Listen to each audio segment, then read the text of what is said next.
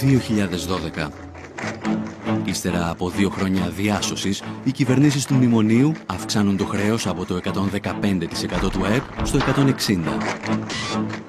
Ένας στους 2 νέους εργαζόμενους βρίσκεται στην ανεργία. Χιλιάδες άλλοι μεταναστεύουν ή καλούνται να ζήσουν με 500 ευρώ. Οι αυτοκτονίες αυξάνονται κατά 20% και οι άστεγοι στην Αθήνα ξεπερνούν τους 20.000. Το Σύνταγμα καταστρατηγείται. Στελέχη τραπεζών αλλά και πρώην θειασότες της Χούντας των συνταγματαρχών τοποθετούνται σε θέσεις κλειδιά του κρατικού μηχανισμού. Όλα είναι πλέον έτοιμα για την τελευταία πράξη της τραγωδίας.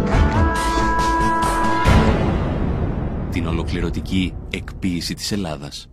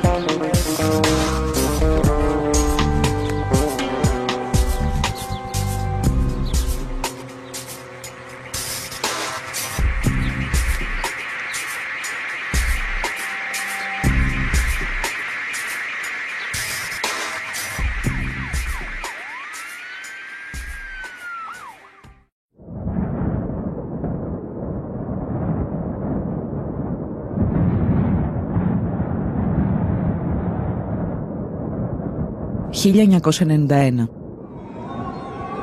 Ο σύντομος 20ος αιώνας φτάνει στο τέλος του. Η Δύση οραματίζεται το τέλος της ιστορίας και επιχειρεί να το εφαρμόσει στη Ρωσία.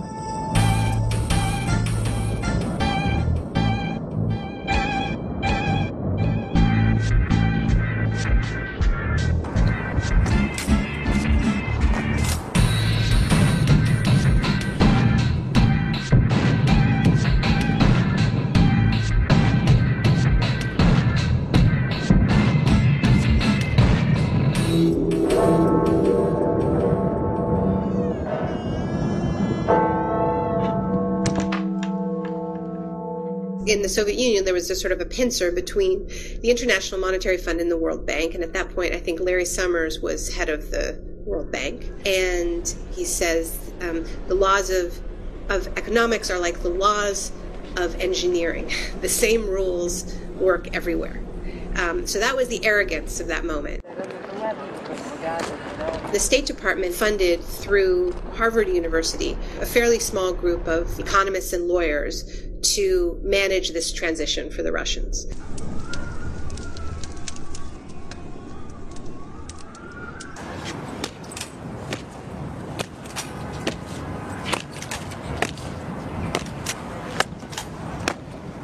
Η μετάβαση περιλαμβάνει το μεγαλύτερο πείραμα ιδιωτικοποιήσεων στην ιστορία της ανθρωπότητας. Ένα πείραμα που θα οδηγήσει μια χώρα στην απόλυτη καταστροφή. For $1-2 million, you could buy enterprise where only steel constructions were so costly that it can be, I don't know, hundreds of millions of dollars or maybe billions of dollars.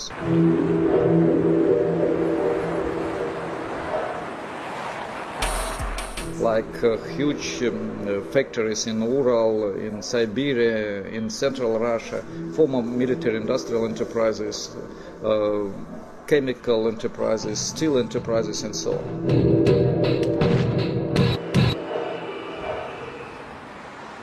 In the center of Moscow, the Hotel Centralny, which means central, a 19th century beautiful building, they were going to sell it for an equivalent in Russian rubles of $1,000. So we came there, in the foyer, in the lobby, there was a huge chandelier of the 19th century. And we asked the specialist how much would he pay for it if it is offered. He looked at, well, $1,200. Just now, I can pay it now. It was utterly catastrophic in Russia. It was utterly catastrophic. Millions of people were thrown into extreme poverty.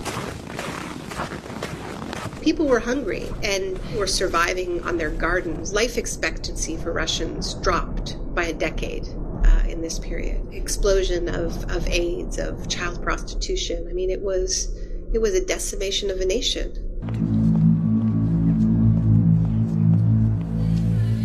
Η εκποίηση μιας χώρας που σχεδιάζεται στη Δύση και εφαρμόζεται από τους Ρώσους ολιγάρχες δεν θα μπορούσε να επιβληθεί χωρίς περιορισμό των δημοκρατικών ελευθεριών. Brutal privatization was one of the reasons why opposition started to fight and why Yeltsin and the oligarchs, newly appeared bourgeoisie and bureaucrats started to fight against parliament.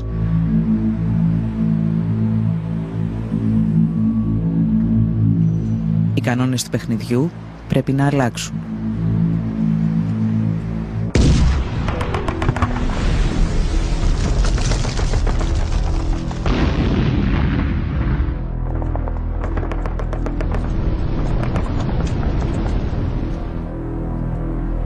Το 1993, ύστερα από ένα μίνι πραξικόπημα εναντίον του Κοινοβουλίου, ο Γέλτσιν αισθάνεται έτοιμος να ανοίξει ολοκληρωτικά τον ασκό των ιδιωτικοποιήσεων.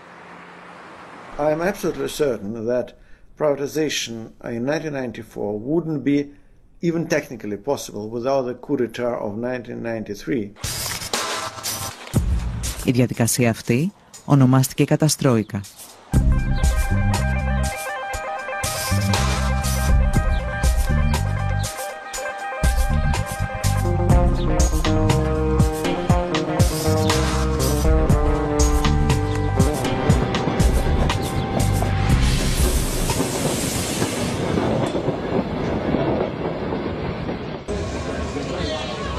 Η καταστρόικα στη Ρωσία παρουσιάζεται συχνά σαν εξαίρεση στην ιστορία των μαζικών ιδιωτικοποιήσεων.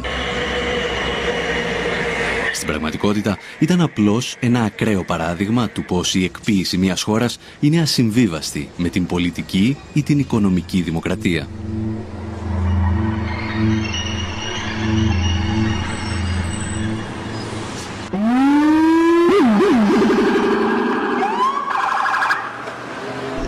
Core neoliberal policies of privatization and deregulation, cuts to social spending, often accompanied by increases in military spending.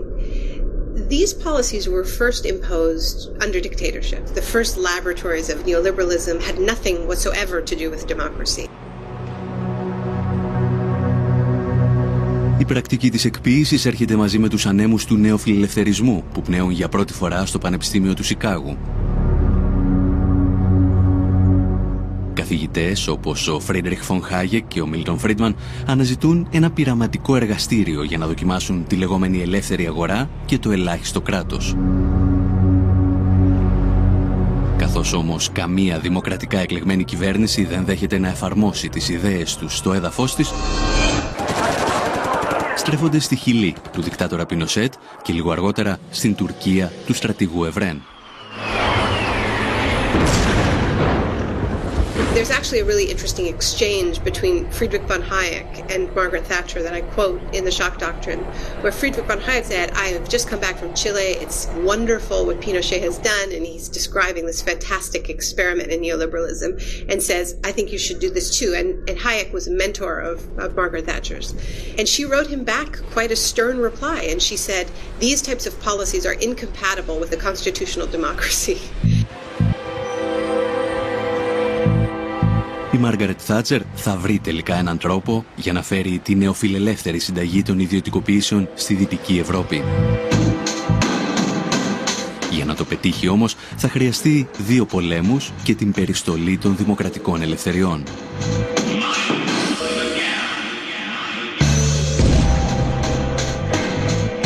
What saved Margaret Thatcher's career as a politician, what got her reelected, was the Falklands War. And she literally said, we won the war abroad and now we must win the war at home. And the war at home was a war against trade unions, and she was explicitly referring to the coal miners. And in an extraordinarily violent way, the Thatcher government just beat down that union. It was some of the most violent attacks on trade union in the Western world.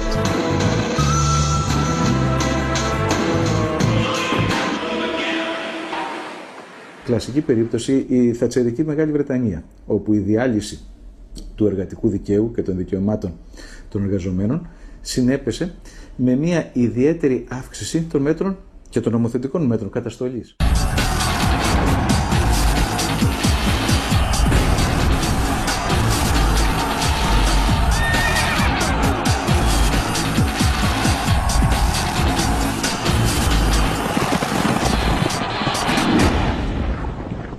Το πιο χαρακτηριστικό είναι ότι τώρα προβλέπεται στο δίκαιο της Μεγάλης Βρετανίας ότι μια πικετοφορία η οποία θα έχει πάνω από 4 πρόσωπα έξω από ένα χώρο εργασίας θα απογορευτεί ως δυνάμει τρομοκρατική για το φρόνημα των εργαζομένων μέσα στην επιχείρηση.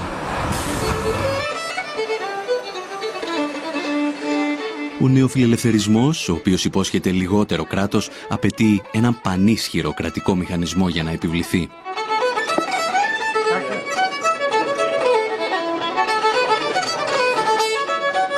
We should never forget that neoliberalism is an ideology. I don't mean this as just dismissing it. By ideology, I mean it's never or very rarely really followed in actual politics. Take Reagan, the first neoliberal in power. Are you aware that, as we all know, the state machinery as such exploded under Reagan? It is clear that neoliberalism can function only through an extremely strong regulative role of the state. So the question should not be these pseudo-problems, what amount of state regulation, more capital, but who will do this regulation? A private enterprise system does not mean a free enterprise system. It just means someone's controlling it that you haven't elected. So the idea is with Vulture's Picnic. Οι αιμοσταγείς δικτάτορες όμως, όπως και η θατσερική πολιτική του σοκ, έχουν ημερομηνία λήξης. Πρέπει λοιπόν να βρεθεί ένα νέο μέσο για την επιβολή των μαζικών ιδιωτικοποιήσεων. So it started off without democracy. It started off with dictatorship imposed with brute force, with torture and fear. When the democratic era began in the 80s, there needed to be another mechanism to keep countries in line, and that mechanism became debt.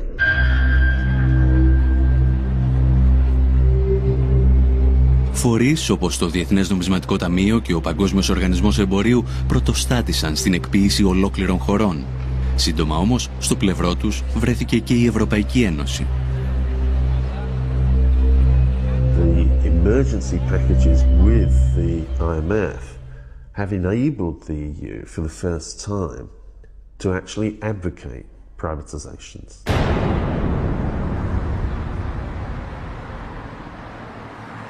Technically, under the treaty, it shouldn't do this, but of course, it's part of the Troika that's imposed the conditions on Greece, on Portugal, and written in very clearly to those documents is this is conditional on privatization. Las condiciones que pone el Fondo Monetario Internacional y los grandes bancos de los Estados Unidos y de Europa son la entrega total de los derechos ciudadanos.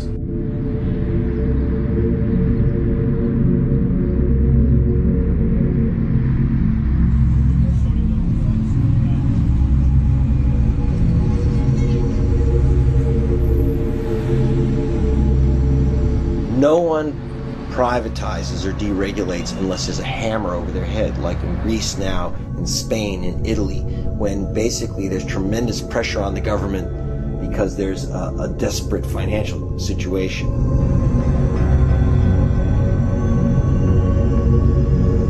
Το χρέος γίνεται μοχλός πίεσης για την ολοκληρωτική εκποίηση και της Ελλάδας.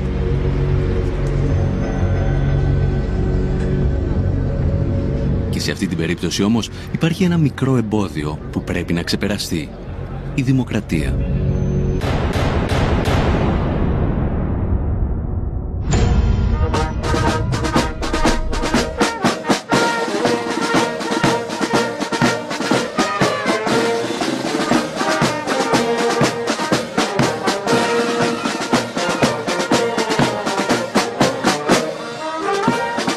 This has been one of those moments when really the mask completely comes off, and the fact that this market system is at war with democracy. The project has been about saying to people, you know, you can vote, but it's going to be a popularity contest.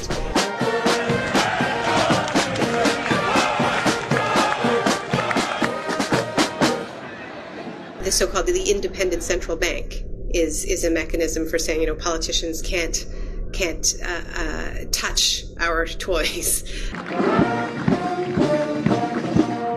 Η Ευρωπαϊκή Ένωση και οι ελληνικές οικονομικές ελίτ φτάνουν στο σημείο να διορίσουν έναν πρώην κεντρικό τραπεζίτη ως πρωθυπουργό της Ελλάδας.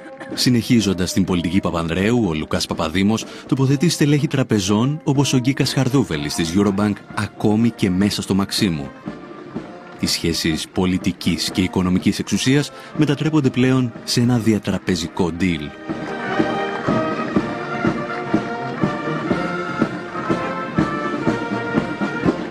Direct cancelling of democracy. The idea is you play with democracy, but when things get serious, experts to take over.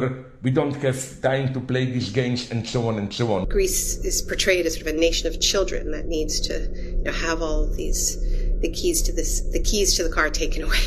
Y es terriblemente grave lo que ocurre en Grecia. Aquí nació la democracia.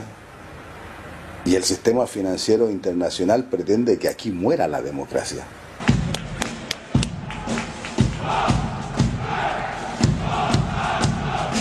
Νομίζω ότι ο επιστημονικός όρος είναι χούντα.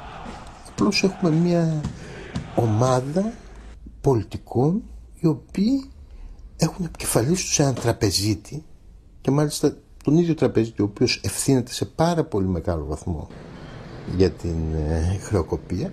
Είναι μια χούντα τραπεζική, αλλά δεν έχει μεγαλύτερη λαϊκή νομιμοποίηση από τη χούντα του Παπαδόπουλου.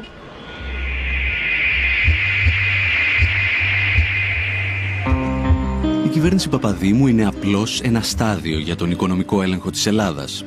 Η Ευρωπαϊκή Ένωση θα στείλει πολλούς ακόμη τοποτηρητές. The Floridians have given up their sovereignty to a large extent to Washington, D.C., but in return, they get to decide what Washington, D.C. is going to do because they send their representatives and their senators to Washington, D.C. So I think that's one would need to make a commitment to that kind of a path, not to one where, a German proconsul, comes to Athens and runs, Greek fiscal policy. That obviously raises the question of democratic legitimacy to the extreme. Ο Γερμανός έπαρχος ακούει στο όνομα Horst Reichenbach και έρχεται στην Ελλάδα ως επικεφαλής μιας στρατιάς τεχνοκρατών. Δίπλα του, εκατοντάδες γκρίζα κουστούμια της Ευρωπαϊκής Ένωσης και του Διεθνούς Νομισματικού Ταμείου τοποθετούνται στα σημαντικότερα υπουργεία της χώρας. The task force is then, so to speak, the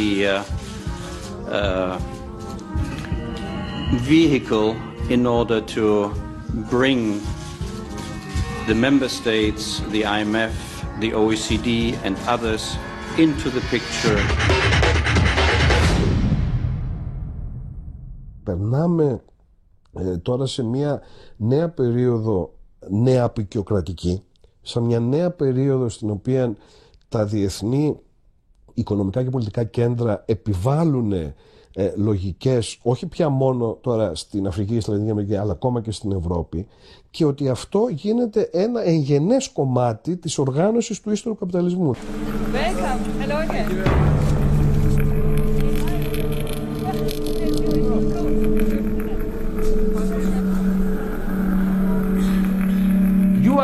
a trial case like in laboratory rabbits for all of Europe, a new authoritarian forum which, even if it remains in a superficial sense democratic, as we have seen in Greece, Italy, and it will follow, I can guarantee you, elsewhere, is being tested. Ο έλεγχος της χώρας από ξένα και ελληνικά οικονομικά συμφέροντα επιτυγχάνεται κυρίως μέσα από 2 δανειακές συμβάσεις. Στόχος να επιβληθούν οι όροι των δανειστών και να μετατραπεί η δουλειά σε δουλεία. Οι εργασιακές σχέσεις επιστρέφουν στο 19ο αιώνα. Για να περάσουν όμως αυτές οι ρυθμίσεις απαιτείται ένα ακόμη πραξικόπημα. Αυτή τη φορά κοινοβουλευτικό. Η πρώτη δανειακή σύμβαση δεν ήρθε ποτέ για κύρωση στη Βουλή. Κατατέθηκε και ποτέ δεν κυρώθηκε. Πράγμα που είναι ευθέως αντισταγματικό. Η δεύτερη ήρθε 3 φορές στη Βουλή ως σχέδιο. Προφανώς γιατί οι δανειστές μας ζητούσαν μικρές αλλαγές και ήθελαν να έχουν την προέγκριση βάσει του σχεδίου αυτού. Επομένως φαίνεται καθαρά σε αυτή την περίπτωση η πρόθεση των πολιτικών ηγετών μας να μην εφαρμόζουν το Σύνταγμα, αλλά τις πολιτικές εντολές που παίρνουν απ' έξω.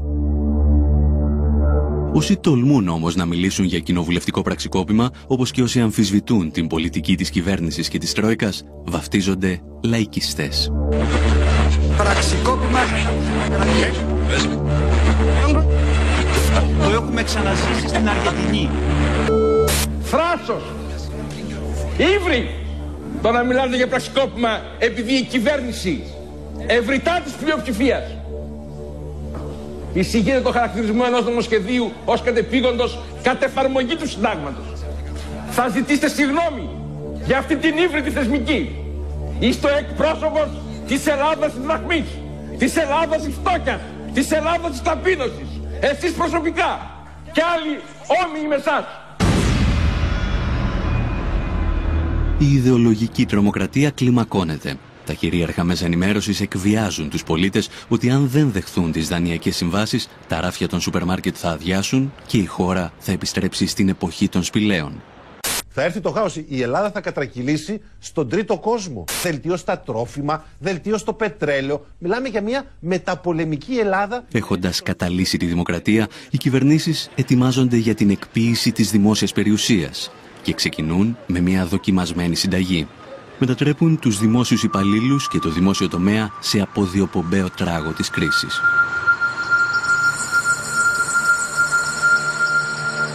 There is a sort of ideology that the public sector performs worse than the private sector, but the empirical evidence for that is not strong.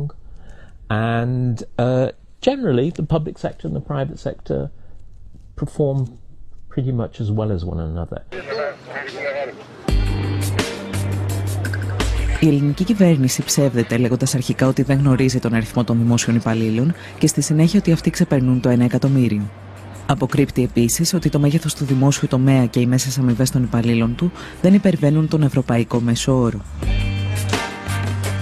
Οι παθογένειες της δημόσιας διοίκησης είναι δεδομένες. Συνήθως όμως είναι η κρατικοδίαιτη οικονομική ελίτ αυτή που πρώτη ρίχνει το λίθος στο δημόσιο. Έχοντας προετοιμάσει την κοινή γνώμη για την εκποίηση, αναζητείται ο μηχανισμός. Τα βλέμματα στρέφονται στη γερμανική Treuhand, την εταιρεία που μετέτρεψε τη 10η μεγαλύτερη βιομηχανική δύναμη του πλανήτη σε έναν κατάλογο αγορών 510 σελίδων.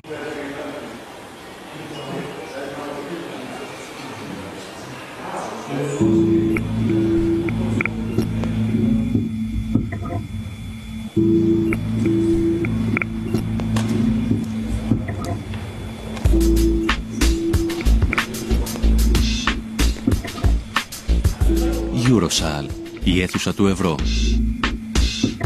Σε ένα δωμάτιο 280 τετραγωνικών μέτρων χτυπάει η καρδιά του Γερμανικού Υπουργείου Οικονομικών. Για ορισμένους, η καρδιά ολόκληρης της Ευρωζώνης.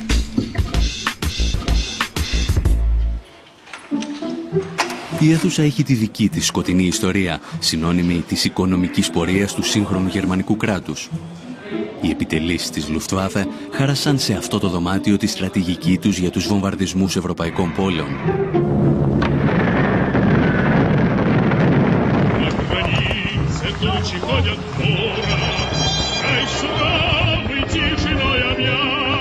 Μετά το τέλος του πολέμου, ο Σοβιετικός στρατός θα στήσει εδώ το δικό του αρχηγείο και λίγα χρόνια αργότερα, στην ίδια αίθουσα, θα υπογραφεί το πρώτο σύνταγμα της λαοκρατικής δημοκρατίας της Γερμανίας.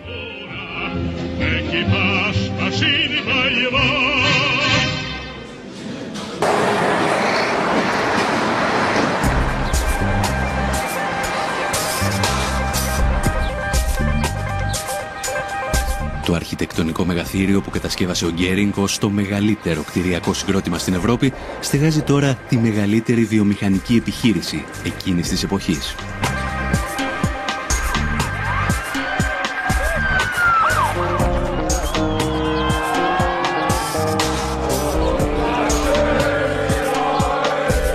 Την κατάρρευση του Ανατολικού Μπλοκ, η Τρόιχαντ αναλαμβάνει να εκποιήσει την περιουσία της Ανατολικής Γερμανίας. Ένα καταστροφικό πείραμα που αφήνει πίσω του εκατομμύρια ανέργους και ισοπεδώνει τη βιομηχανική βάση της περιοχής.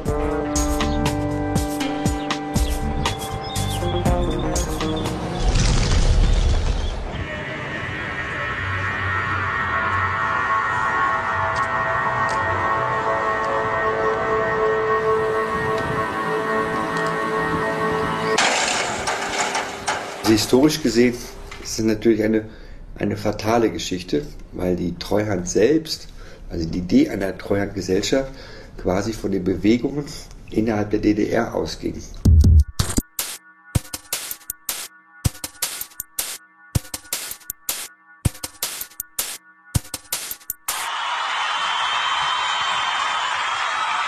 Όταν οι κάτοικοι της Ανατολικής Γερμανίας συνειδητοποιούν ότι η ενοποίηση στην πραγματικότητα ήταν μια επιθετική εξαγορά από τη Δυτική Γερμανία, η Τρόιχαντ αποτελούσε ήδη κράτος εν κράτη στο Βερολίνο.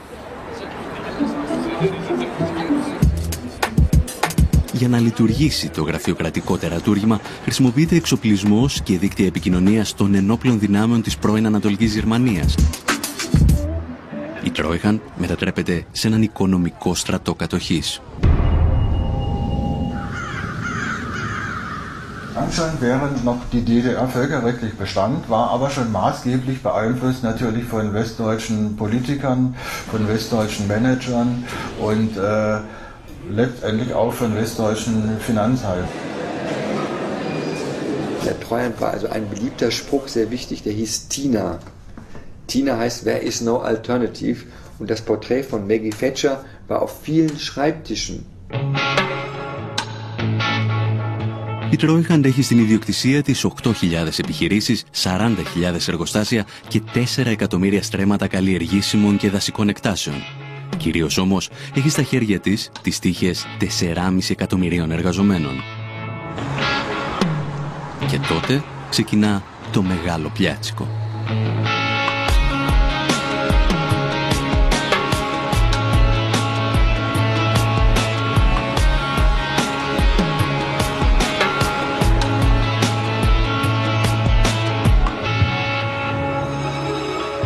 Jeden Tag, ob Samstag oder Sonntag, 10 bis 15 Betriebe privatisieren. Das war natürlich das eigentliche Dilemma und hat auch dann zu Chaos und Schiebereien und Betrügereien geführt. Sind Leute aufgetreten, die überhaupt nicht über das Volumen und den finanziellen Background verfügten, um so ein Unternehmen zu kaufen. Die hatten das Geld schlichtweg gar nicht, sondern sind eingestiegen, haben dann aus dem Unternehmen das Geld rausgezogen, haben damit die Rechnung bezahlt und das Unternehmen nur ausgeplündert und abgewickelt. Und da gibt es zig Beispiele, also sehr, sehr viele. Das hat dazu geführt, dass viele von diesen Firmen dann nachher insolvent waren und von den 4,5 Millionen Arbeitnehmern der DDR-Betriebe blieben nachher nur noch 1,5 Millionen Arbeitsplätze übrig.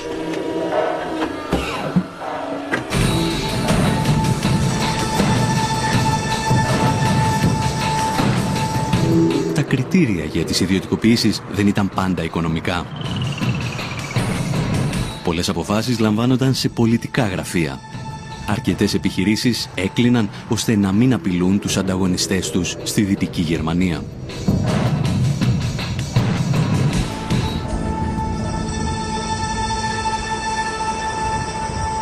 Treuhandbetriebe waren ja nicht wertlos.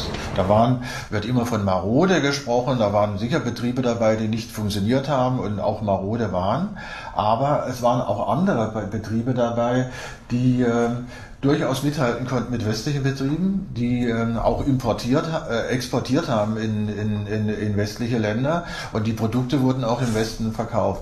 Es gab erhebliche Vorwürfe, dass Parteien Gelder bekommen haben, um bestimmte Privatisierungen zu fördern.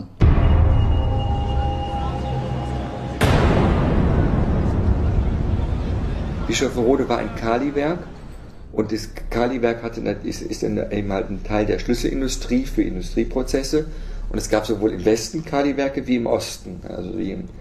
Und natürlich hatte der Einfluss der BASF, also als konkretes Beispiel, war so groß, dass sie eben als Monopolstellung keine andere Konkurrenz dulden musste. Obwohl es Investoren für die Ostbetriebe gab, mussten sie trotzdem liquidiert werden.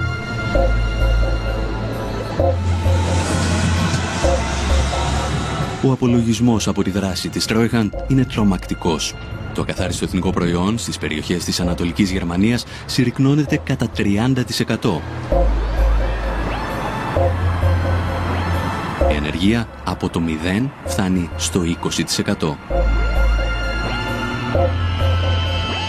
Το σημαντικότερο όμως ήταν ότι αφού ξεπούλησε μια ολόκληρη χώρα, η Τρόιχαν κατάφερε να παρουσιάσει ζημιές δισεκατομμυρίων.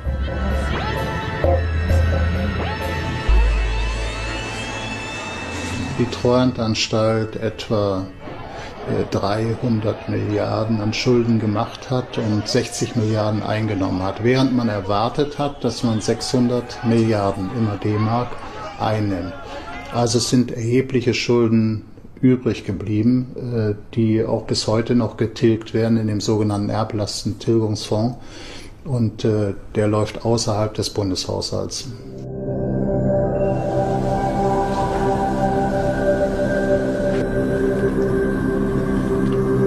Kann mit Sicherheit nicht ein Vorbild sein. Ich meine, weil tausende Betriebe, die liquidiert wurden und 250 Milliarden Mark Minus, das kann ja nicht das Vorbild sein, jetzt um einem anderen Land als Vorbild zu dienen. Das kann es eigentlich nicht sein.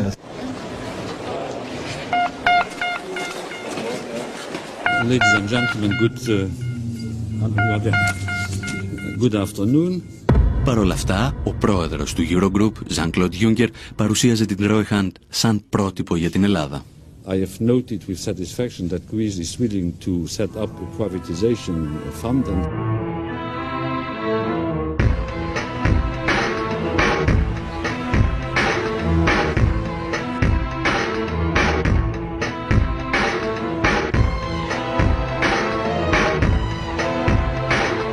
Ένα μήνα αργότερα ιδρύεται το Ταμείο Αξιοποίησης Ιδιωτικής Περιουσίας του Δημοσίου. Η ελληνική Τρόιχαντ στείνει τα γραφεία της πίσω από το κτίριο της Παλιάς Βουλής και τα τρία κόμματα του Μνημονίου, Πασόκ, Νέα Δημοκρατία και Λάος, μοιράζονται τη διοίκηση του οργανισμού. Εδώ είναι ο ομότιμος καθηγητής του Αριστοτελείου Πανεπιστημίου, ο κύριος Κουκιάδης. Τώρα, ο κύριος Κωνσταντίνος Μητρόπουλος είναι ο διευθύνων σύμβουλος και το πιο κεντρικό πρόσωπο. Έχει μια εταιρεία, την Cantor, δούλευε και στον Όμιλο Λάτσι πρόσφατα. Λίγους μήνες αργότερα, ο δημοσιογράφος που παρουσίαζε τη σύνθεση του Ταμείου γίνεται υπεύθυνος επικοινωνίας του. Σε άλλες θέσεις κλειδιά συναντώνται πολλά στελέχη από τις δύο εταιρείες που διεύθυνε ο Κώστας Μητρόπουλος. Politicians, the technical advisors, and the senior managers in the public companies themselves are all very acutely aware that the privatization process gives them opportunities of extremely high-paid directorships, consultancies, etc. with the newly privatized companies.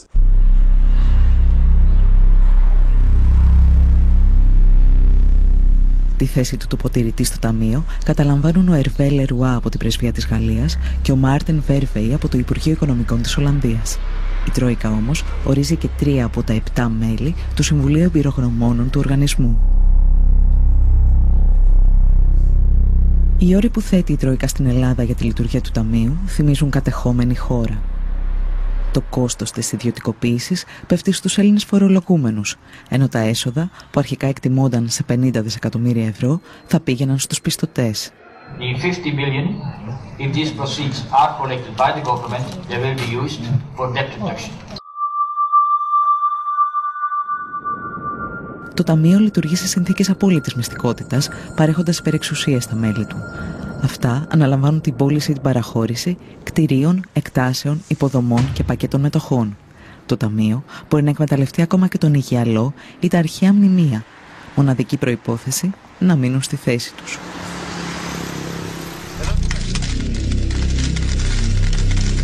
Ακόμη πάντως και πριν από τη δημιουργία του Ταμείου, αξιωματούχοι της κυβέρνησης είχαν αρχίσει να διαλαλούν την πραμάτια του ελληνικού δημοσίου, ταξιδεύοντας σαν περιοδεύων θίασος.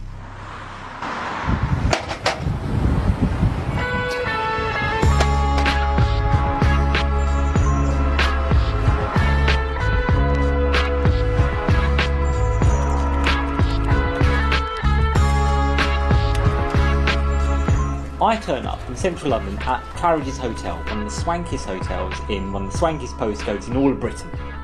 You walk all the way through to the back room, and it's a kind of ballroom, and it's got 5 chandeliers. It's got more mirrored surfaces than I could possibly count. And you turn up in this room, and it's basically a group of Greek businessmen and Greek officials talking about how they're going to sell off Greek assets. Big key assets belong to the Greek state, belong to Greek taxpayers, would just be flogged off. No more fooling around. Not in this place. And we pull up our pants and we make some money. A pile of money. And at one point, they played the music from Zorba the Greek. And in this country, you can't now think of the music from Zorba the Greek without thinking of plates being smashed on the ground. Let's go. Up.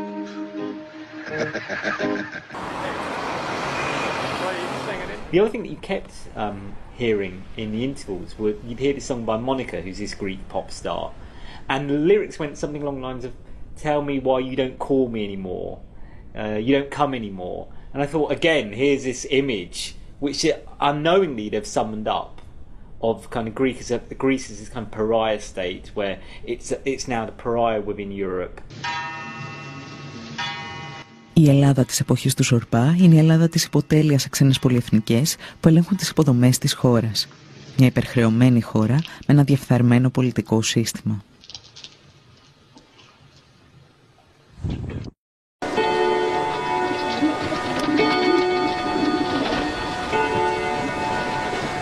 Ήταν μια πολύ παρόμοια κατάσταση στην εποχή μεταξύ των πολέμων. Υπήρχε μια περίοδος ειδικά ανάμεσα στο 1924 και το 1930 που η Ελλάδα ήταν πάρα πολύ γόνιμο έδαφος και για δανεισμό. Υπήρχαν μια σειρά από τεράστια σκάνδαλα. Ήταν δεδομένο ότι οι κυβερνήσεις εξαγοράζονταν μέχρι και το πολύ στενό περιβάλλον του Βενιζέλου. Σε όλα αυτά είχαμε άμεσες παρεμβάσεις των ξένων πρεσβειών.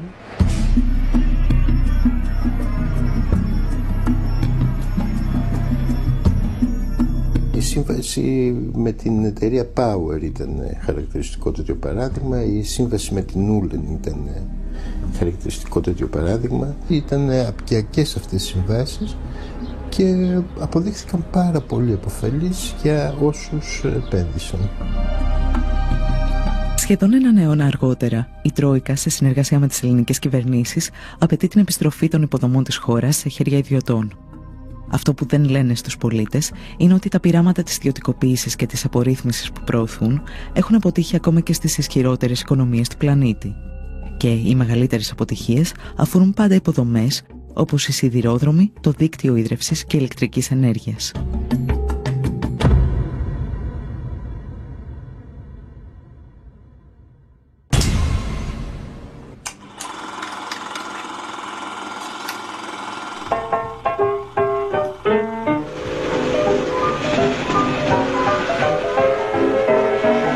λένε ότι μπορείς να διαβάσεις την ιστορία του παγκόσμιου οικονομικού συστήματος στις γραμμές ενός τρένου.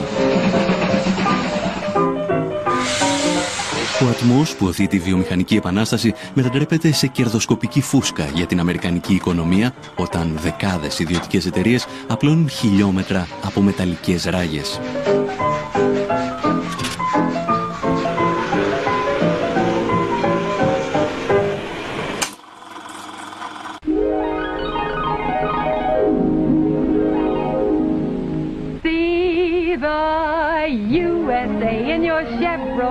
Οι σιδηρόδρομοι συμβολίζουν αρχικά τον κεντρικό ρόλο του κράτους στην οικονομία και τις υποδομές. Όμως, μετά το Δεύτερο Παγκόσμιο Πόλεμο, ο οικονομικός φιλελευθερισμός αντικαθιστά τα μέσα μαζικής μεταφοράς με το γιοταχή αυτοκίνητο. 4 ρόδες και ένα τιμόνι οδηγούν το μικροαστικό όνειρο στους αυτοκινητόδρομους της νέας οικονομίας. Η τάση περνάει και στην Ευρώπη με καθυστέρηση μερικών δεκαετιών.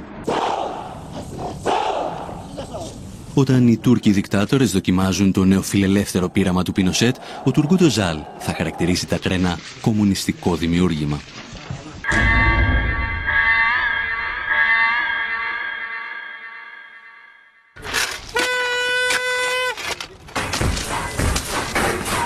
Παρ' όλα αυτά, οι σιδηρόδρομοι στην Ευρώπη παρέμειναν εν πολλοίς στον έλεγχο του δημόσιου τομέα.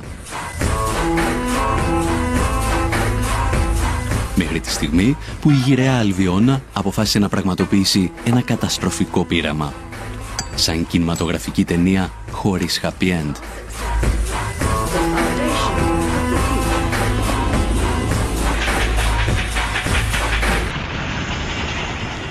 We made the navigators about the privatization of the railways after a railway worker got in touch with me with an idea for a script. But in the course of making it, it became plain, well, we knew already, that the privatisation of the railways was a disaster. Oh, Jerry, British Rail's gone. Woodburn Depot is now Northern Infrastructure, and they're going to be competing.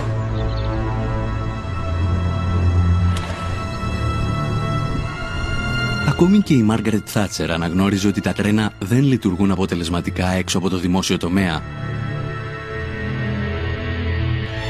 Όμως ο Τζον Μέιτζορ προχωρά στην ιδιωτικοποίησή του το 1993 και το βρετανικό κοινό αντιδρά.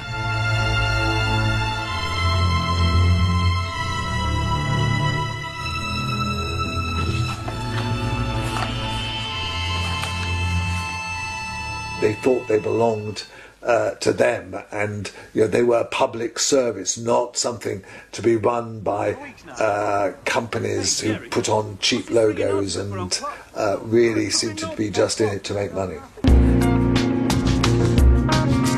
Τα τρένα, το δίκτυο των γραμμών και οι υπηρεσίες συντήρησης τελικά καταλήγουν σε διαφορετικούς ιδιώτες. Τόσους πολλούς που στη συντήρηση και μόνο δραστηριοποιούνται 2.000 εταιρείες.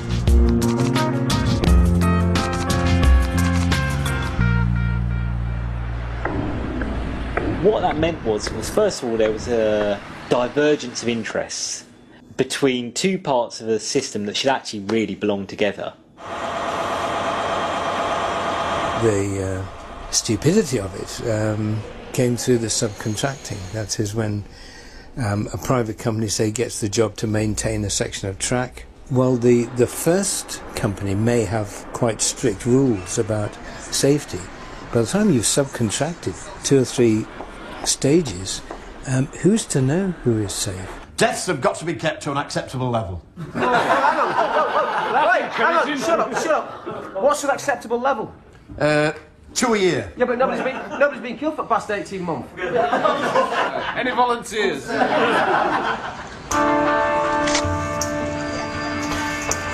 I think there has to be a case made where you say that was indecent haste and in the end it cost lives.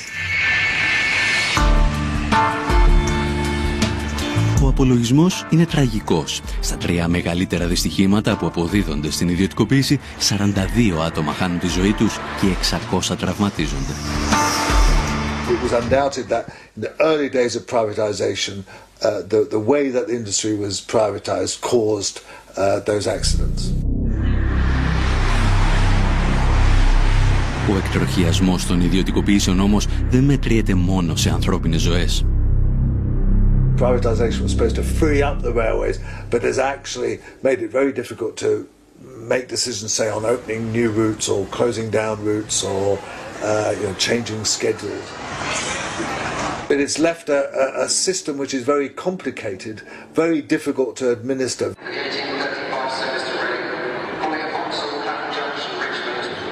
It was bad for the passengers. It was a chaotic organisation. It didn't work and hasn't worked. And it's lost a huge amounts of money. Μέσα σε 3 χρόνια το δημόσιο πληρώνει σε επιδοτήσεις στις ιδιωτικές εταιρείες ό,τι κέρδισε από το ξεπούλημα των τρένων. Και το κόστος για τους φορολογούμενους δεν σταματά εκεί.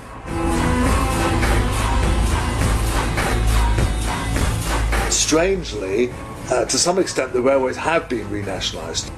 Really it's left us with a semi-government administered system that costs a lot more than it cost under nationalisation and hasn't really delivered the investment, as the investment has largely been paid for by the public sector.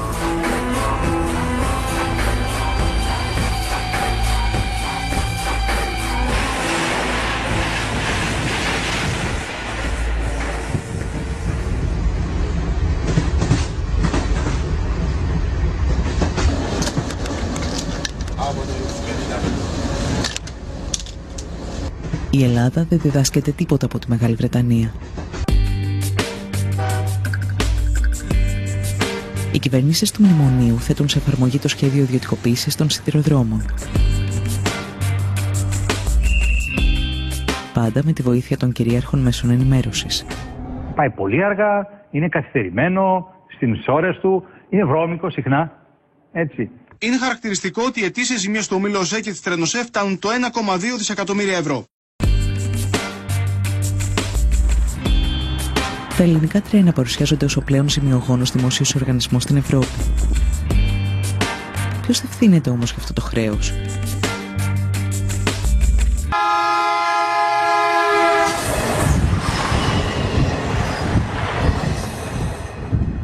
Η πολιτεία υποχρέωνε το σιδηρόδρομο να δανείζεται για τα έργα του.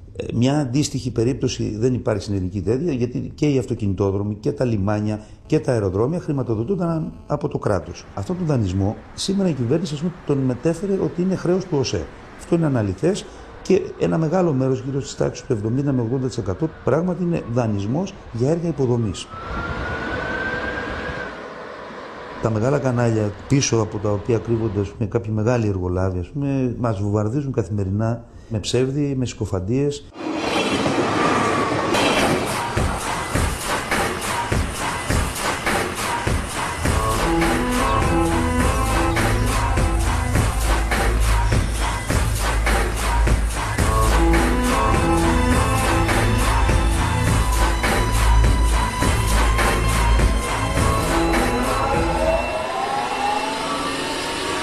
Η κριτική εστιάζεται στους μισθούς των εργαζόμενων και στο κόστος λειτουργίας. Έτσι, υποβαθμίζονται κολυσιαία σκάνδαλα στα οποία μπλέκονται πολιτικοί, ελληνικές αλλά και ξένες εταιρείες.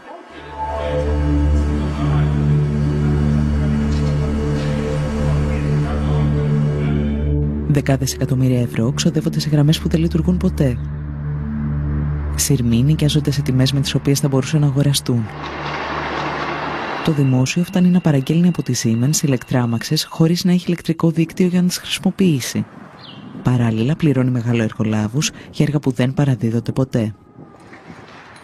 Υπάρχει και μια σκοπιμότητα, δηλαδή απαξιώνουμε τον δημόσιο πλούτο μας με σκοπό, αφού τον απαξιώσουμε, να τον δυσφημίσουμε, έτσι ώστε πολύ πιο εύκολα να πείσουμε την ελληνική κοινή γνώμη ότι ίσως ένας ιδιώτης θα είναι πολύ καλύτερη λύση, ας πούμε, για τον ελληνικό σιδηρόδρομο.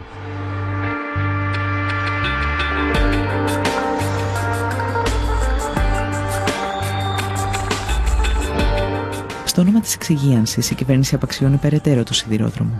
Μειώνει δραστικά το προσωπικό, υποβαθμίζοντας την ποιότητα, αυξάνει πάνω από 60% τις τιμές των εισιτηρίων και κλείνει μεγάλο μέρος των γραμμών.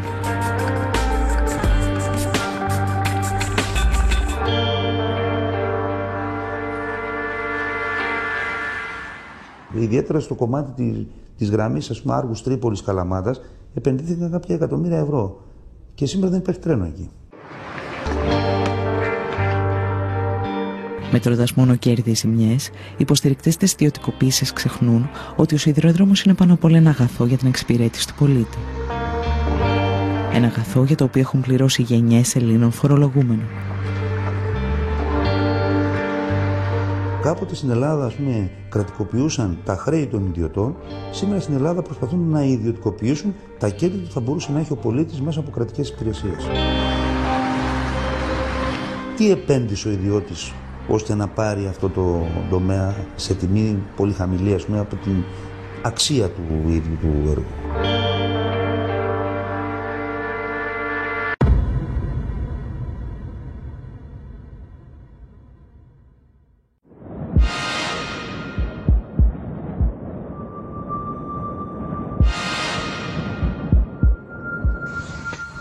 Αν ο σιδηρόδρομος αποτελεί ένα βιβλίο της οικονομικής ιστορίας, το δίκτυο ίδρευσης προσφέρει μαθήματα για τη διαχείριση ενός μονοπωλίου.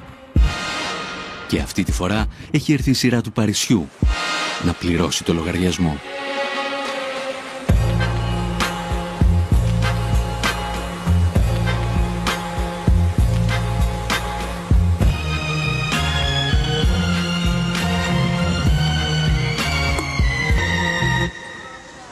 Water is the outstanding example of a monopoly. No water company in the world operates on a competitive basis. There's only ever one network. It's not worth ever investing in two competing networks.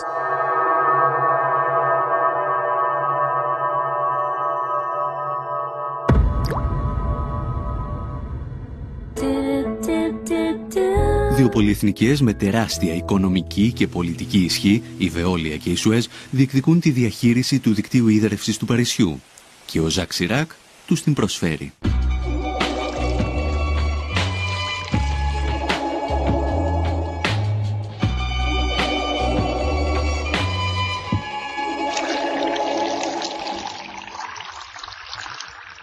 En 1985, il y a eu une décision politique prise par Jacques Chirac, qui était alors maire de Paris, de diviser Paris en deux, selon les deux rives, et en divisant Paris en deux, selon les deux rives, de confier à chaque grand groupe privé et à sa filiale une rive de Paris pour la distribution de l'eau et la facturation. Il n'y avait pas d'arguments techniques avancés. Il n'y avait pas d'argument, on va dire, même financier.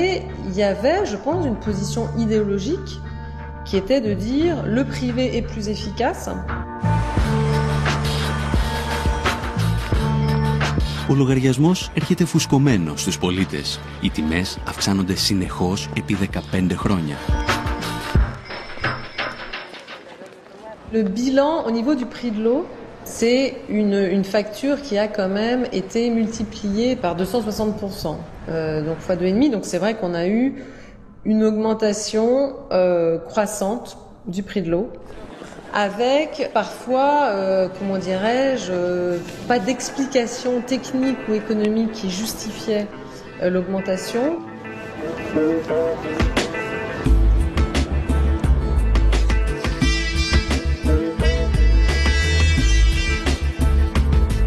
C'est avec le changement de municipalité et de majorité municipale en 2001, quand il y a eu une majorité plurielle de gauche, d'écologistes, de communistes qui est arrivée à la tête de Paris, qu'on a décidé de reprendre en main tout le service de l'eau.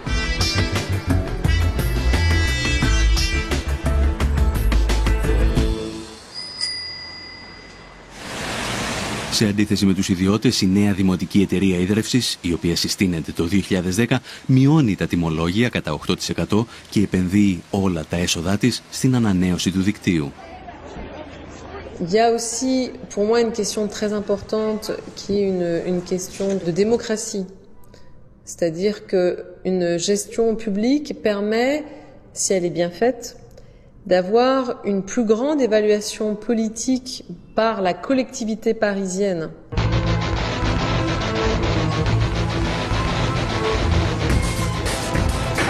Η η Βεόλια και η Σουέζ αντιδρούν, αφού χάνουν καθαρό εισόδημα 60 και 30 εκατομμυρίων ευρώ ετησίως. Ασκούν πιέσεις στην κυβέρνηση, στο Δήμο και στα συνδικάτα εναντία στην Anne Lestrade, η οποία κίνησε τη διαδικασία. De fait, il considère que je suis un peu le diable incarné.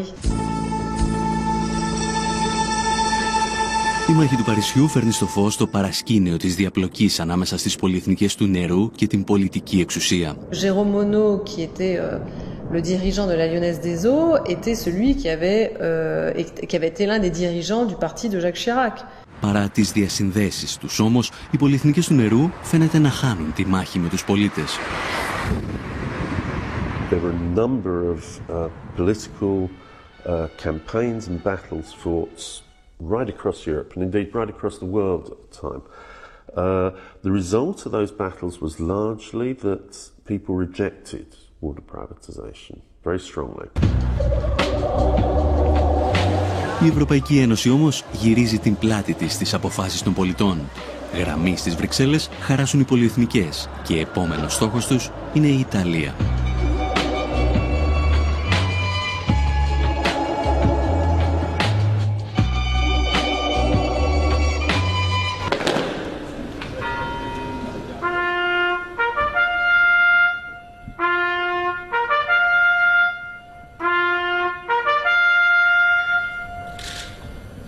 There was a referendum on water privatisation, and 57% of the population turned out to vote, and 96% of them voted that they did not want water privatisation.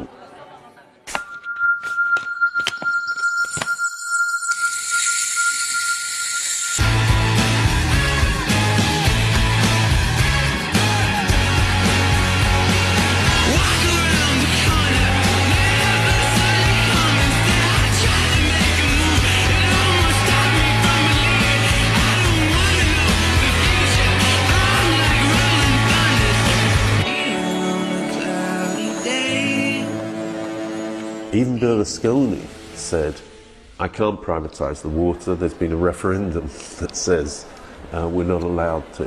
Berlusconi has now been replaced by a government headed by bankers, as similar processes happened in Greece. And again, European officials have said to the Italian government, we expect a privatisation programme and we expect it to include water.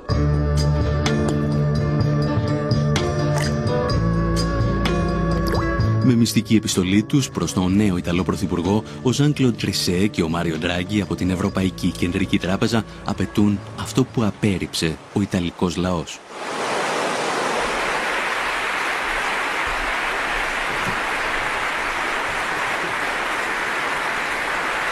The fact that it was now illegal under the Italian constitution to privatise water was irrelevant. A fundamentally undemocratic process, and again similar to the kind of pressures that have been put on Greece.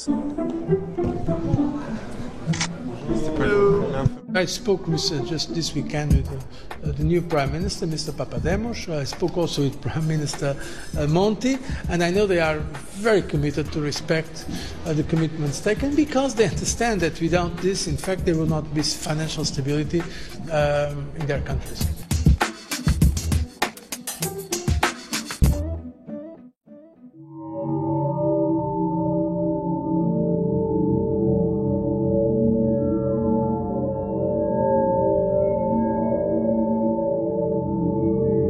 Γνωρίζουμε παγκοσμίως ότι εκεί που δρά βοηθητικά το Διεθνές Νομισματικό Ταμείο, τα νερά ιδιωτικοποιούνται.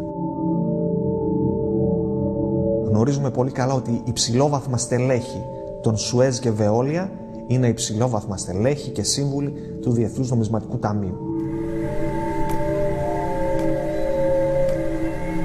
Γνωρίζουμε πολύ καλά ότι στελέχη της Σουέζ και Βεόλια έχουν σχέσεις με την Ευρωπαϊκή Κεντρική Τράπεζα.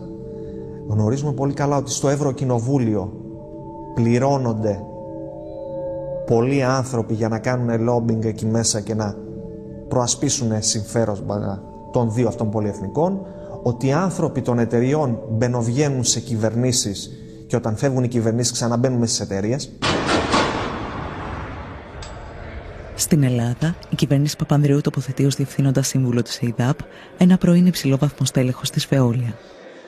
Ο Νίκος Μπάρδης, που προωθούσε την ιδιωτικοποίηση για λογαριασμό της Γαλλικής Πολυεθνικής, σήμερα χαρακτηρίζει την Ελλάδα προπύργιο της Σοβιετικής Ένωσης.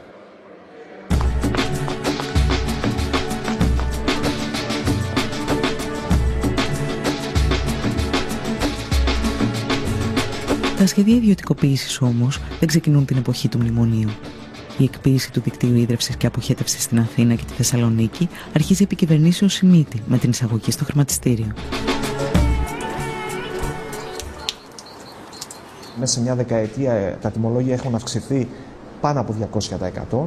Οι υπηρεσίες αντίστοιχα όμως δεν έχουν βελτιωθεί κατά 200%. Οι υπηρεσίες έχουν χειροτερεύσει πάρα πολύ.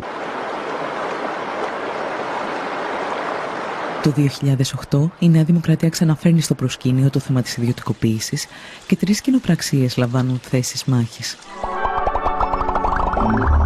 Ήταν ο όμιλος της Σουέζ με μια κοινοπραξία με την Ελάκτορ. Ήταν ο όμιλος της Veolia, της δεύτερης μεγάλης πολυεθνικής, με τον όμιλο της Μαρφίν. Και μια ισπανική αυτή τη φορά, η Aqualia, μαζί με τη Γεκτέρνα. Στελέχη της Σουέζ τότε ερχόντουσαν στα κτίρια. Το τι συζητιόταν πίσω από κλειστές πόρτες δεν το γνωρίζουμε.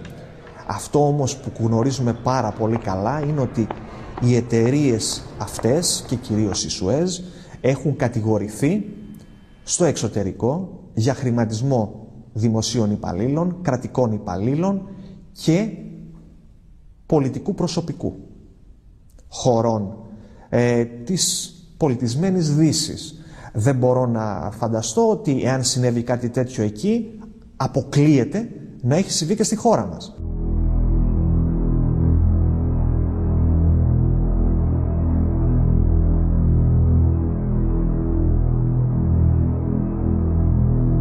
Η προκήρυξη των εκλογών διέκοψε ή έχει αναστείλει προς το παρόν την πορεία ιδιωτικοποίησης της ΕΙΑΘ. Θέλω να μου πείτε αν γίνεται κυβέρνηση, εάν θα συνεχίσετε αυτή τη διαδικασία ή αν διαφωνείτε με αυτή την προοπτική.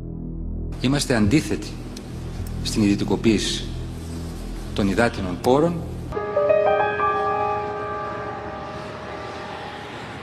Πρόκειται για ένα ακόμα προεκλογικό ψέμα της σοσιαλιστικής παράταξης. Μετά τις εκλογές, η κυβέρνηση συνεχίζει τα σχέδια ιδιωτικοποίησης 2 κερδοφόρων επιχειρήσεων, της ΕΙΔΑΠ και της ΕΙΑΘ. Το κύριο επιχείρημα του κράτους, αλλά και των εταιριών που λιμένονται τον υδάτινο πλούτο του πλανήτη σε όλα τα μήκη και τα πλάτη, ότι δεν πρόκειται να αγοράσουμε τα ποτάμια σας, δεν πρόκειται να αγοράσουμε τις πηγές σας, δεν πρόκειται να πάρουμε τα δίκτυα και να φύγουμε. Αυτά είναι εδώ. Όπως και η Ακρόπολη είναι εδώ και θα την αγοράσουν και θα φύγουν. Εμείς θα πάρουμε μόνο τη συντήρηση, τη διανομή, τη διαχείριση και την τιμολογική πολιτική. Αυτό που παραλείπουν από οι θειασότες της ιδιωτικοποίησης είναι ότι το κόστος αντικατάστασης του δικτύου παραμένει στους πολίτες. Συνεπώς, οι εταιρείες δεν έχουν κανένα κίνητρο για να στηρούν αυτό το δίκτυο.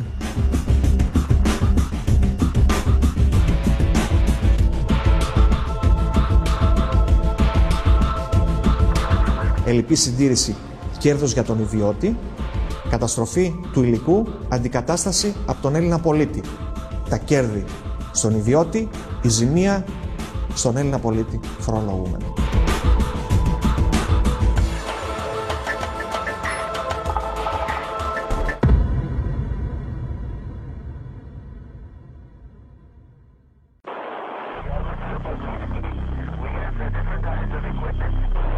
Σαν μαθητευόμενος μάγος, η Ευρώπη θα πληρώσει ακριβά τις ιδιωτικοποιήσεις των υποδομών.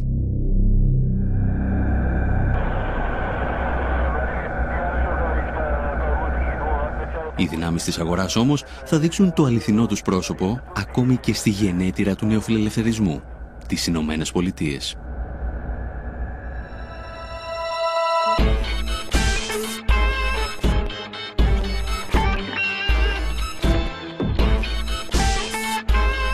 Στα τέλη της δεκαετίας του 90, η Καλιφόρνια απελευθερώνει την αγορά ηλεκτρικής ενέργειας. Όμως, ο πολιτισμός της απορρίθμισης χάνεται μόλις κοπεί το ρεύμα.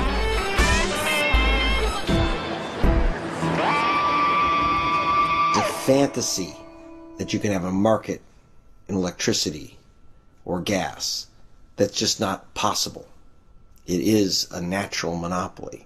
There's only one wire going to your house.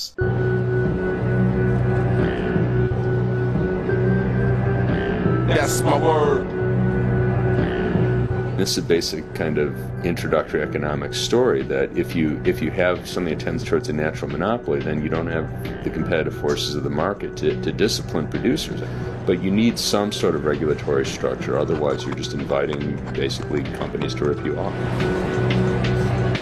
Historically, utility rates in the United States were very heavily regulated, very tightly controlled. In the 90s, they changed that. They started to change that.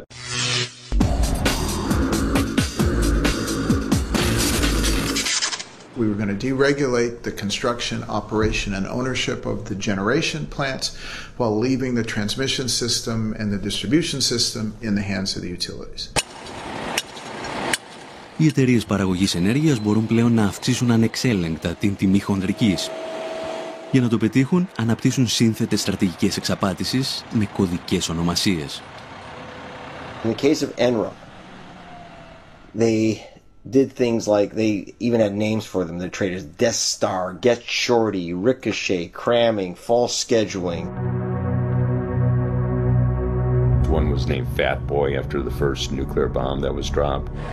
Οι εταιρείες φτάνουν στο σημείο να διακόπτουν την παραγωγή ηλεκτρισμού προκειμένου να παρουσιάζονται ελλείψεις και να αυξάνεται η τιμή της κιλοβατόρας. Los Angeles Code, Jim. This is Rich. Hey, Rich. This is Bill up at Enron. This is going to be a word-of-mouth kind of thing. Okay. We want you guys to get a little creative. Okay. And come up with a reason to go down. Okay, so we're just coming down for some maintenance. We have people from Enron on tape laughing about how they were pulling power offline and how they were sending grandma's rates through the roof. So the rumor's true? They're fucking taking all the money back from you guys? All the money you guys stole from those poor grandmothers in California? Yeah, Grandma Millie, man. Yeah, now she wants her fucking money back for all the power you charged jammed right up her ass for fucking $250 a megawatt hour.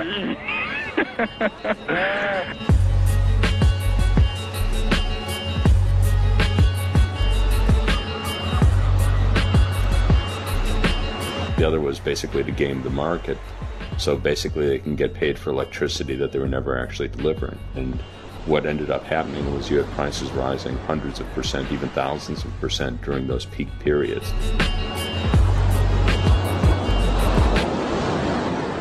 Enron corrupted our system deeply, but it wasn't just Enron. And the idea that just Enron was one bad apple is wrong. All 6 of the big power companies were involved in conspiracies. Enron could not act alone.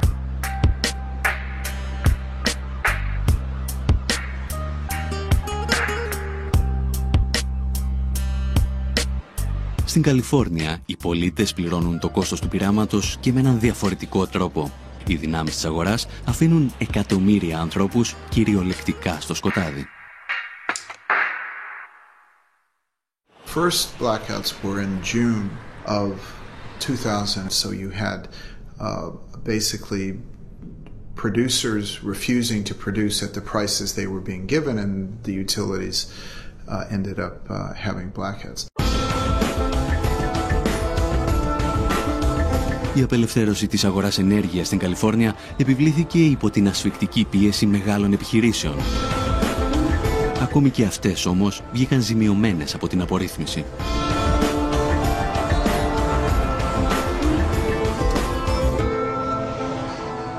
The irony, of course, is that major utility users, big businesses who use vast amounts of energy, were major advocates for the deregulation.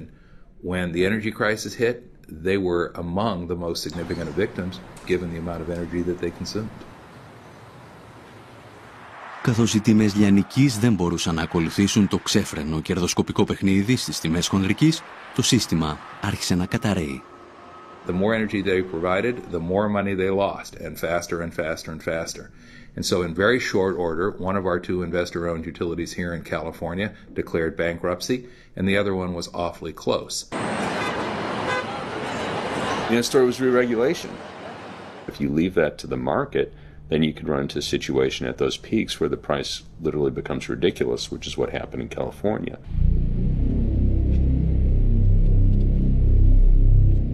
Regulation is the application of democracy to the economy. It's how we as a public democratically control monopoly businesses so they don't control us.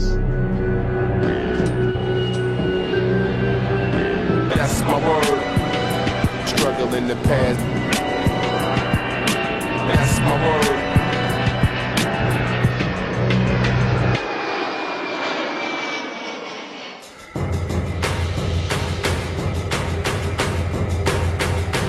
Η Ευρώπη θα γνωρίσει τις δικές της σκοτεινές ημέρες από την απορρίθμιση και τις ιδιωτικοποίησεις στην αγορά ενέργειας. Η απορρίθμιση ξεκινά με τη συνθήκη του Μάστριχτ, όταν η Ευρωπαϊκή Ένωση υπόσχεται βελτίωση των υπηρεσιών και μείωση των τιμών.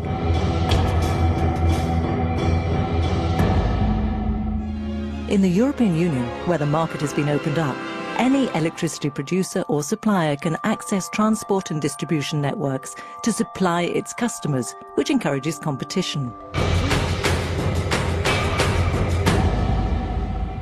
Μέχρι το 2006, κανένας ιδιώτης δεν πήγε να επενδύσει στην ηλεκτροπαραγωγή. Αυτές είναι βασικές δημόσιες υποδομές, απαιτούν μεγάλα κεφάλαια και έχουν πολύ αργά απόσβεση αυτών των επενδύσεων. Δεν δίνουν δηλαδή το γρήγορο και εύκολο κέρδος που απαιτεί ο ιδιώτης. Σταδιακά λοιπόν από το 2000 μέχρι το 2006, για να γίνει η αγορά ελκυστική στους ιδιώτες και να επενδύσουν, άρχισαν να αυξάνονται συνεχώς τα τιμολόγια της λαϊκής κατανάλωσης. Οι φορολογούμενοι δεν πληρώνουν απλώς αυξημένα τιμολόγια. Χωρίς να το γνωρίζουν, πριμοδοτούν τους ιδιώτες που δραστηριοποιούνται στην παραγωγή.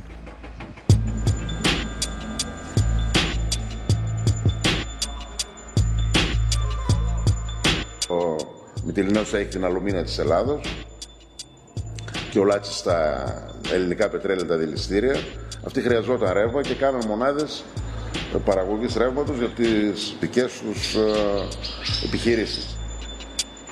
Όμως επειδή είδαν ότι συμφέρει καλύτερα να μην κάνουν αυτό, να μην παίρνουν το δικό τους ρεύμα, δίνουν αυτό το ρεύμα στη ΔΕΗ με 100 ευρώ τη μεγαβατόρα στη χοντρική, ενώ η ίδια η ΔΕΗ πουλάει ρεύμα και στους άλλους βιομήχανους αλλά και σε αυτούς με 43. Τα φωτοβολταϊκά πληρώνει η ΔΕΗ 51 λεπτά την κιλοβατόρα, ενώ η ίδια πουλάει 11. Με τις συνεχείς αυξήσεις των τιμολογίων όμως, οι ιδιώτες καταλαβαίνουν ότι μπορούν να κερδοφορήσουν και από την εμπορία της ηλεκτρικής ενέργειας.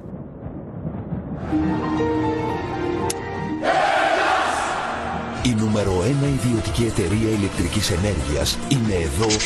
Ο Δόκτωρ Λάμπρος ο ρευματολόγος και η κυρία Φωτεινή άλλαξαν ρεύμα χωρίς καμία αλλαγή στο μετρητή τους. Κάποια στιγμή λοιπόν εμφανίστηκαν και οι ιδιώτες πάροχοι. Τι σημαίνει λοιπόν πάροχος? Σημαίνει απλά μεσίτης. Γι' αυτό και ονομάζονταν και αεριτζίδες, γιατί δεν είχαν τίποτα.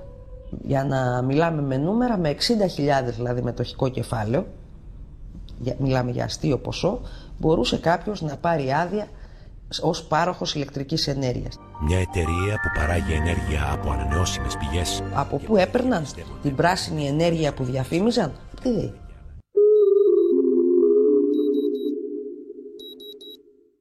Αρχικά, οι ιδιώτες έπρεπε να εγγυούνται ότι διαθέτουν το ρεύμα που υπόσχονται να πουλήσουν. Η Ευρωπαϊκή Ένωση όμως τους απάλλαξε και από αυτή την υποχρέωση. Δεν χρειαζόταν δηλαδή να έχει ο άλλος εγγύηση ότι έχει αυτό που σκοπεύει να πουλήσει.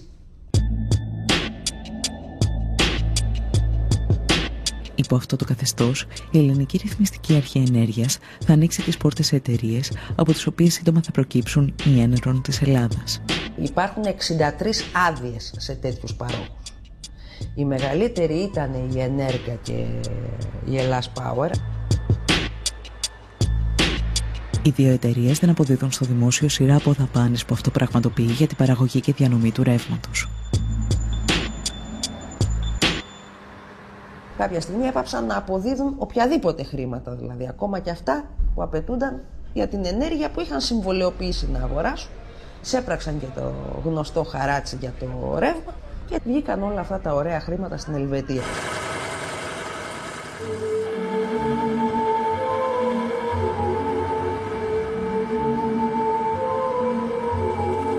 Η περίπτωση της Ενέρκα και της Ελλάς Power είναι απλώς η κορυφή του παγόβουνου των εκατοντάδων εκατομμυρίων ευρώ που στοιχίζει στους Έλληνες φορολογούμενους η απορρίθμιση.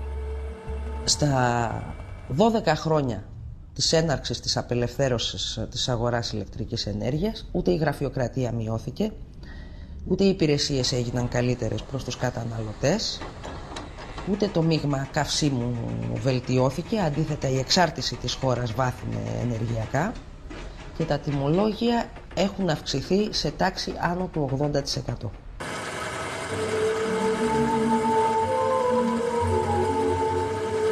Οι φορολογούμενοι είναι τα πρώτα θύματα. Το κόστος όμως μετριέται και στις πλάτες των εργαζομένων.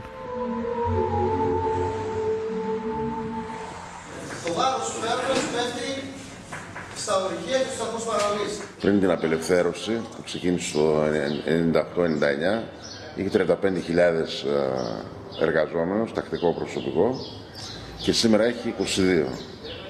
Δηλαδή μια πολύ μεγάλη μείωση του προσωπικού, που αυτό αντικαταστάθηκε από εργολάβους, εργαζόμενους σε εργολάβους, εργαζόμενους σε δουλεμπόριο και πολλούς έκτακτους. Οι εργολάβοι δεν τους ενδιαφέρει ιδιαίτερα η ποιότητα, αντιθέτως τους βοηθάει να μην γίνονται καλές συντηρήσεις και να έχουν δουλειά. Επίσης έβγαλε πολλά ατυχήματα, δεν υπάρχει χρονιά η ΔΕΗ να μην έχει 2, 3 και 4 θανατηφόρα ατυχήματα.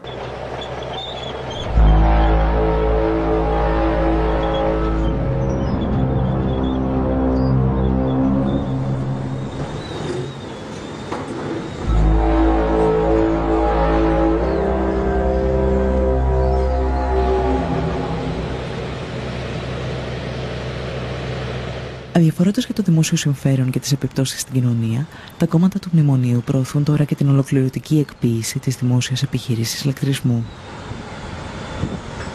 Η πραγματική της αξία, και εγώ θα πάρω την επίσημη εκδοχή, μιλάμε έτσι για 16-17 δις ευρώ. Πόσο αποτιμάται αυτή τη στιγμή στο ελληνικό χρηματιστήριο? 750 με 800 εκατομμύρια.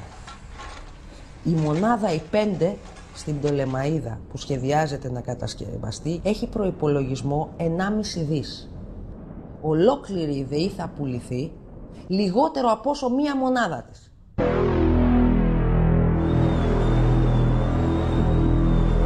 Ο ελληνικός λαός στην ουσία πλήρωσε χρόνια να κάνει δίκτυα μέχρι να πάει μέχρι το τελευταίο χωριό, τα οποία θα μπορούν να τα εκμεταλλεύονται πλέον οι ιδιώτες, κυρίως είναι οι ιδιώτες κρατικοδίαιτοι, και βγάζουν από αυτά παρά να προσφέρουν κάτι.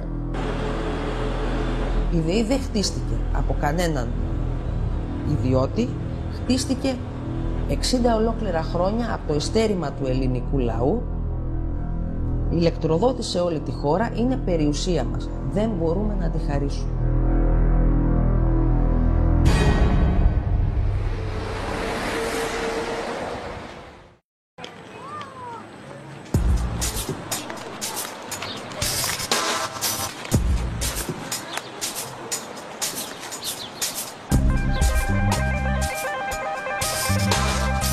Δεκάδες παραδείγματα από όλο τον κόσμο αποδεικνύουν ότι οι ιδιωτικοποιήσεις πλήττουν τους πολίτες, τους εργαζόμενους, αλλά και τις παρεχόμενες υπηρεσίες.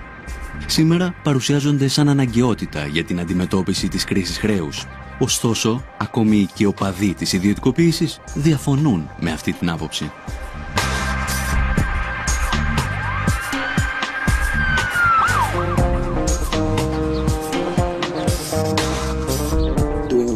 Privatization isn't necessarily the best thing to do in the middle of an economic crisis, because privatization is certainly going to lead to people being laid off. And the worst thing that you can do during a crisis is give people more reason to lay off workers. You will get a bit of money in the short run because of that. So it'll be good for your balance sheet for maybe a year, but then after that you lose income. In real economic terms, will be a drop in the ocean in the short term and an economic loss in the long term. Εν τέλει, η παγκόσμια κρίση χρέους, την οποία δημιούργησε ο ιδιωτικός τομέας, είναι το πρόσχημα για μια γενικευμένη επίθεση στη δημόσια περιουσία. Μια επίθεση που σε ορισμένες περιπτώσεις γίνεται συγκαλυμμένα.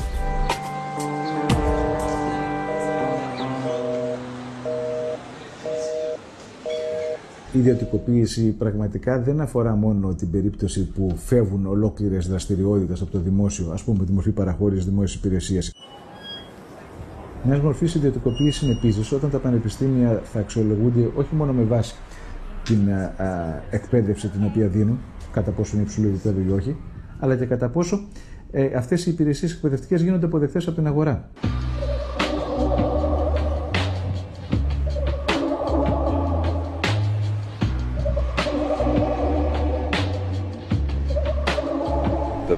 Supposedly public universities are being forced to adapt themselves to the same kind of market imperatives.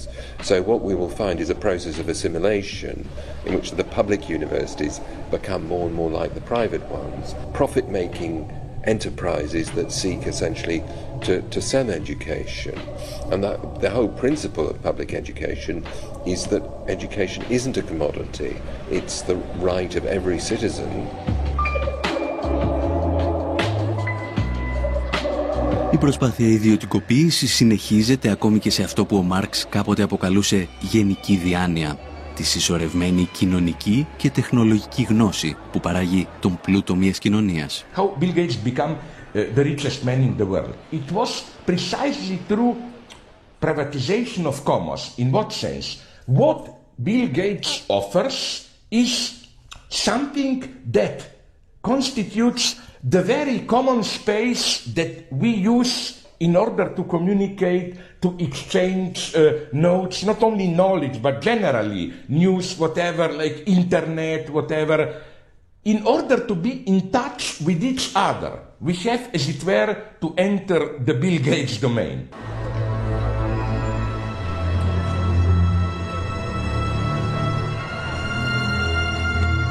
Απέναντι όμως στην προσπάθεια ιδιωτικοποίησης των πάντων γεννιούνται και ισχυρές αντιστάσεις από ανθρώπους που γνωρίζουν ότι όλα μπορούν να αλλάξουν αν υπάρξει πολιτική βούληση. Τα προβλήματα όμως της οικονομίας δεν είναι ποτέ κυρίως νομικά, είναι πολιτικά. Όταν υπάρχει πολιτική απόφαση, όλες αυτές οι διαδικασίες μπορούν να αναστραφούν. In places like Argentina, Bolivia, Ecuador, retaking of the private systems, of privatized systems. In some cases, because they had to. There are remunicipalizations happening now in Europe. What's happened in Germany over the last 2 years has been quite widespread remunicipalization of electricity services. Η απάντηση στις ιδιωτικοποιήσεις όμως δεν μπορεί να είναι η επιστροφή στην κατάσταση που μας έφερε ως εδώ. Στόχος είναι πάντα η δημόσια περιουσία να ελέγχεται από αυτούς που τη δημιούργησαν, τους εργαζόμενους. I think we have to learn lessons from the past, and the management structure needs to be more democratic. Authority needs to come from the bottom, not from the top. Πρέπει ο ελληνικός λαός να δώσει μάχη για αυτά, γιατί αν δεν το κάνει, δεν πρόκειται να ξανασηκωθεί. I hope the Greek people will fight it, and I hope the European trade unions will help them.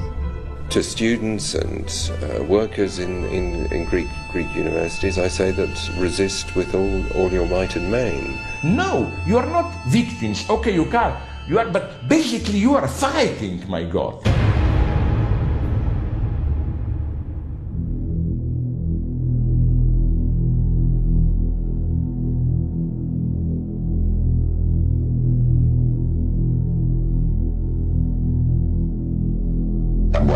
Ο σημερινός άνθρωπος να υπερβεί τη φυσική του ροπή προς την αδράνεια, την ησυχία. Αν στο Θουκυδίδης το είχε πει αυτό. Ή η ελευθερία ή η ησυχία πρέπει να διαλέξετε. Είτε είσαστε ελεύθεροι είτε είσαστε ήσυχοι. Τα δύο μαζί δεν γίνονται.